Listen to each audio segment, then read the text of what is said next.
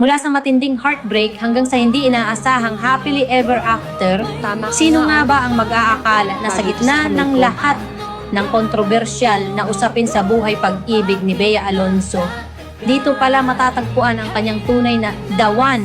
Matapos ang mga kumalat na espekulasyon at tahimik na pananahimik sa media, naging isang malaking sorpresa sa publiko ang balitang kasal na si Bea Alonzo sa negosyanteng si Vincent Cochid. Hindi ito ang karaniwang grand showbiz wedding na inaasahan ng marami. Walang malaking pasabog o engranding media coverage. Sa isang simpleng civil ceremony na dinaluhan ng mga pinakamalapit na tao sa kanilang buhay, opisyal na nagpalitan ng aido ang dalawa. Sa mga kamakailang panayam, inamin ni Bea na mas pinili nilang panatiling pribado ang espesyal na araw na ito dahil gusto nilang maging tungkol lang ito sa kanilang dalawa.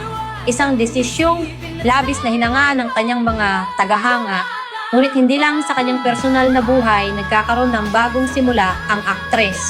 Ngayong taon, handa na ring magbalik tambalan si Bea sa telebisyon sa pamamagitan ng kanyang bagong serye na Whispers from Heaven kasama si Tom Rodriguez. Sa gitna ng kanyang mga bagong responsibilidad bilang isang asawa at negosyante, patunay si Bea na kayang balansehin ng isang modernong babae ang kanyang karera at pamilya. Ano ang masasabi niyo sa bagong yugto na ito sa buhay ni Bea Alonzo? I-comment ang inyong saloobin sa ibaba at huwag kalimutang mag-subscribe para sa iba pang huling balita sa showbiz.